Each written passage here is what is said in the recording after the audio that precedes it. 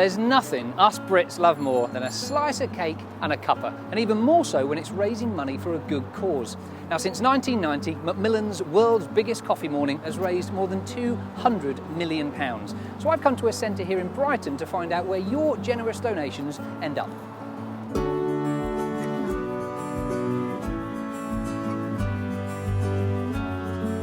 Tell me about what goes on here. What do you do? So the Macmillan Horizon Centre is an information support centre for people affected by cancer, and we've worked very hard to create an atmosphere here that is non-medical, deliberately, so that people can step away from the medical appointments and they can come into this space. Coffee mornings are a very important part of helping us to run. We don't receive any public funding, so we're reliant on the donations of people to help run the service.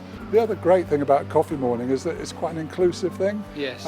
I couldn't run a marathon, but I can run a coffee morning, and that's true for many people. That it's something that everybody can do.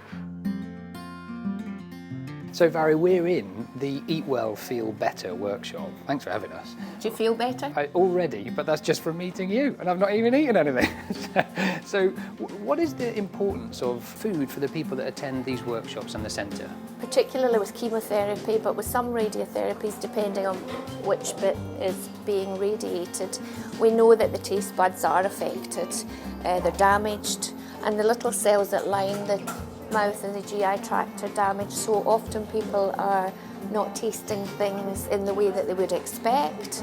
So lots of the techniques are about how we might enhance the flavour, make things feel fresher, use regular day-to-day ingredients, but to try and really preserve that taste and flavour and enjoyment. But for people such as me, going through the cancer journey, workshops like this, they make such a boost, because at the end of the day, you do something like this, you feel good, and that just helps your general health anyway. It helps me on my journey. What's really lovely and apparent is that there's a real social aspect here of sharing food and getting together, and I know that particularly excites you. Would you say that's quite an important part of this workshop? Yes, I think it's absolutely vital. It's an opportunity for people to just share their experiences. They don't feel so alone.